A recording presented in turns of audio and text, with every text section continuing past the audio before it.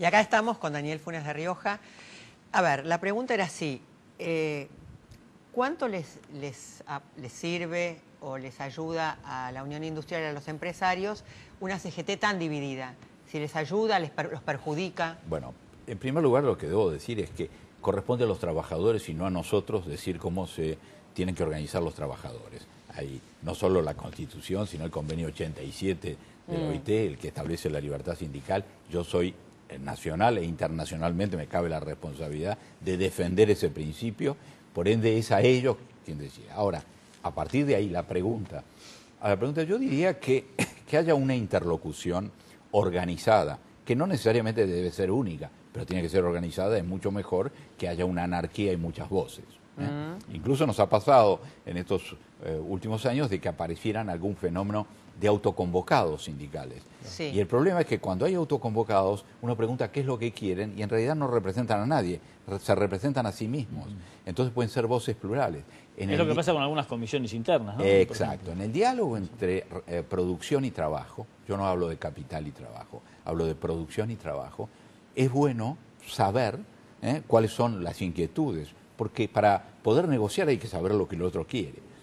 Y algo más importante, el que negocia en nombre de los trabajadores tiene que ser responsable, es decir, tiene que tener la capacidad de responder, es decir, de comprometer a sus bases, pedir el mandato y tenerlo, porque para eso se sienta a negociar. La peor cosa que le puede pasar a uno es sentarse en una mesa donde hay disensos internos entre ramas sindicales, cada uno quiere una cosa distinta, es muy difícil llegar a nada. Entonces, digo, la decisión es de los trabajadores, pero es bueno que haya una articulación de voluntades que permita a los más representativos liderar para expresar y negociar.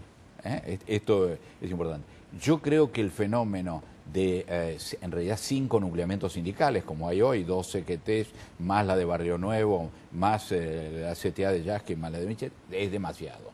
Desde el punto de vista de la realidad, no de lo que nosotros pensamos, sino de la realidad a la hora de ver las reivindicaciones, uno está viendo que troncalmente hay muchas similares. Y hasta puede pensar que el proceso electoral también influirá y al final de este proceso electoral es probable que haya alguna reunificación. ¿Es bueno o malo el tema, esta apertura de paritarias? Bueno, para los empresarios. Primero, nosotros nos manejamos con los gremios industriales. Los gremios industriales siguen siendo lo mismo, no es que se desdoblaron. Es decir, los metalúrgicos, los textiles, la alimentación, siguen teniendo su entidad. Y se negoció por rama, ¿verdad? Y se negoció por rama, que es la forma, más allá, a uno le podrá gustar más descentralizada o no, pero en todo caso es la forma tradicional de negociación en la Argentina. El tema fundamental es, ¿esta negociación fue más complicada que la de años anteriores?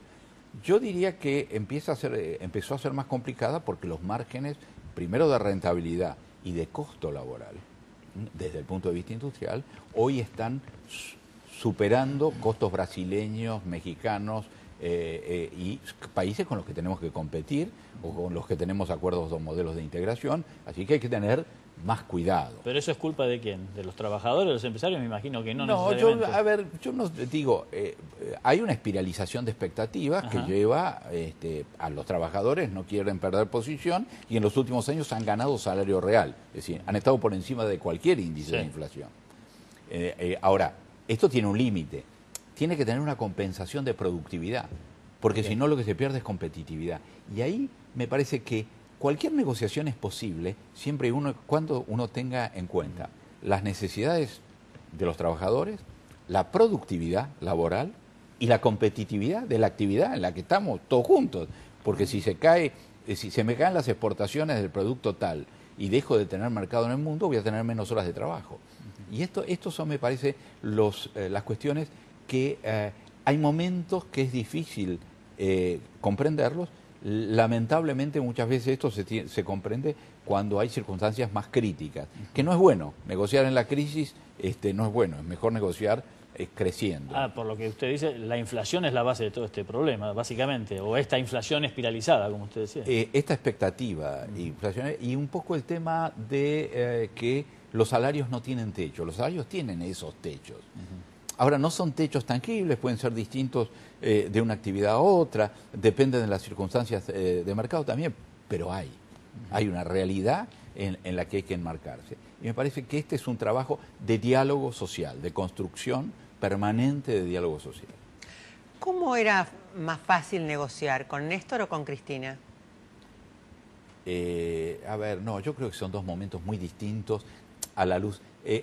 Al presidente Kirchner le toca 2003-2007, etapa de recuperación del país, salida de la crisis.